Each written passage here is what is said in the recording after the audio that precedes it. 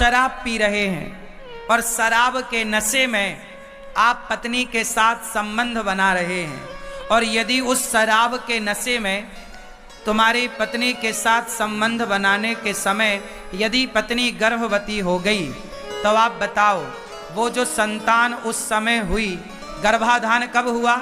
शराब के नशे में पुरुष आया और गर्भाधान हुआ। तो अब बताओ कि वो जो संतान तुम्हारे पेट में है वो कैसी होगी?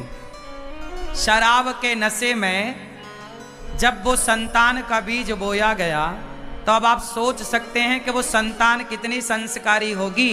इसलिए शराब पीकर गर्भाधान ना हो, यज्ञ का प्रसाद खाकर गर्भाधान हो, पवित्र विचारों के साथ गर्भाधान हो, तब श्रेष्ठ संतान होगी। क्योंकि आपके द्वारा अब आने वाली संतान तैयार होगी।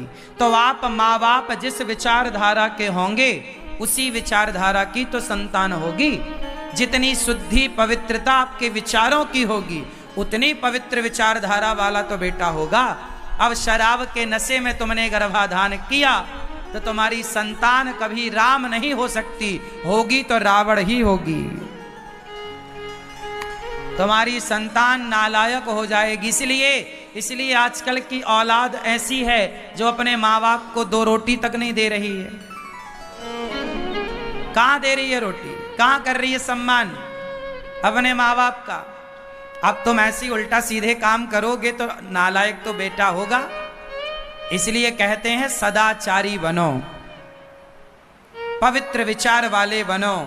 स्त्री का भी पवित्र होना आवश्यक है, पुरुष का भी पवित्र होना आवश्यक है।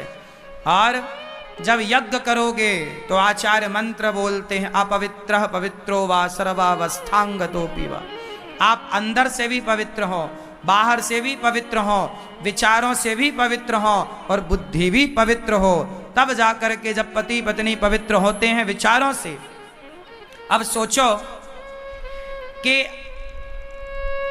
आप स्त्री हो, आपका विवाह हुआ, पर आपका मन दूसरे पुरुष के साथ लगा है और दूसरे पुरुष का आप चिंतन कर रहे हैं और दूसरे स्त्री का चिंतन कर रहे हैं। उस समय आप गर्भवती हो गई तो क्या होगा?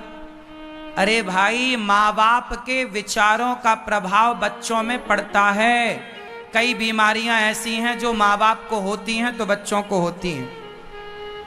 यदि बीमारी माँ बाप से बच्चों तक जा सकती है तो फिर विचार बच्चों तक क्यों नहीं जाएंगे?